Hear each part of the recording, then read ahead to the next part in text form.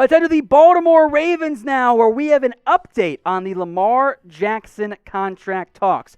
Ravens GM Eric Decosta revealed that the two sides have at least had some conversations, and extension talks have officially started for them. Now, Decosta also said that both sides want to get a deal done. That is something Lamar wants and the Ravens want, and because Lamar Jackson has an MVP, so that makes sense for the Ravens, and Lamar wants to get paid, obviously. We'll talk about the cost of it in a second, because it's going to be expensive. Now, Lamar Jackson in 2020 wasn't quite as good as he was in 2019. He still remains an absolutely electric football player, one of the most fun players to watch in the NFL. And I think it is smart of the Ravens to try to be proactive when it comes to contract talks. If you believe you have your franchise quarterback, yes, it is expensive, but you will save money by doing it sooner rather than later. Everyone made a big deal about, wow, the Eagles paid Carson Wentz so much money, which blew up in their faces, make no mistake about it. Do we think Lamar is Carson Wentz? I don't think so. I think he's a bit better than that, especially with the guy we've seen last year. But even Wentz is no longer a top 5 highest paid quarterback. On the flip side, there's the Dallas Cowboys. They weren't sold on Dak Prescott to start, and they dragged their feet. They didn't get a deal done. If the Cowboys had paid Dak even around the 2019 season, he wouldn't be on the top 5 highest paid quarterback list. He would not be. Not at all. Instead, he's now number 2. So if I'm the Ravens, I am being active. I am being progressive, and I'm trying to get this deal done, especially before one other player not on this list. That is Josh Allen, the Buffalo Bills quarterback. Same draft class. Allen's coming off his best year ever. The Bills clearly believe in him.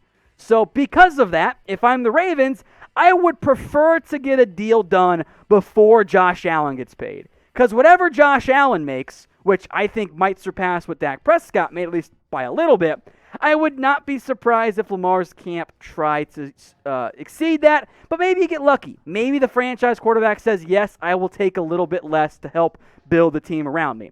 So let me know in the comments section. Make your predictions for me. How much do you think Lamar Jackson will get, not what he should get, what he will get per year? It's going to be at least 35. It might be 40. So get your votes in for me right now in the comments section. Let's chat Baltimore Ravens now here. A little bit of AFC North action.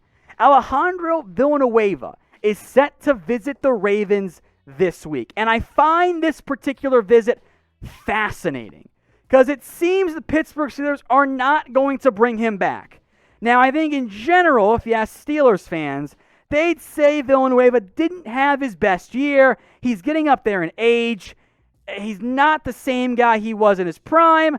But I look around the NFL and I go, there aren't that many starting caliber left tackles out there. If I could get one, I would explore it. I do think these stats, however, from Pro Football Focus help indicate some decline in play. 3 sacks is good.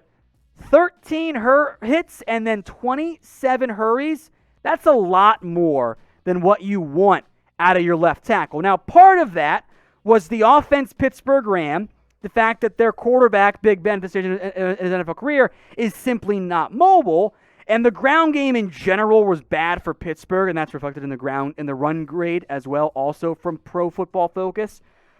But for the Ravens, I know the initial reaction was, Orlando Brown, is he going to get traded? Which I think there's a real chance he does.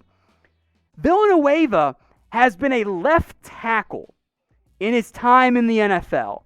So my suspicion, and perhaps I'm wrong, Ravens want Villanueva to go flipped to the right side of the line, is look on the left side, where the depth right now at tackle is Tyree Phillips, who I don't love and is probably a right tackle only in the NFL. Still playing somehow Andre Smith, and elite left tackle Ronnie Stanley, who is coming off an injury. So my suspicion is that Villanueva is actually insurance in case Stanley cannot return in time for week 1, because he's a left tackle. Now, if the Ravens just want a good backup on either side of the ball, or either side of the line, there are some other, I would say, fairly notable free agents out there right now. There's Eric Fisher and Mitchell Schwartz, who are talented coming off of injuries. I don't know when they're going to sign. Russell Okung, also a bit banged up in recent years, but he can be a left tackle for you. And then 2 right tackles, one of which Ravens fans know very well. Rick Wagner, you guys remember him, right?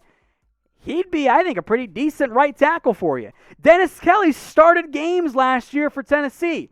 So the interest in Villanueva is very intriguing to me. What would be the Ravens' plan for him? Are they just doing their due diligence? Do they want him to move over to the right side of the offensive line?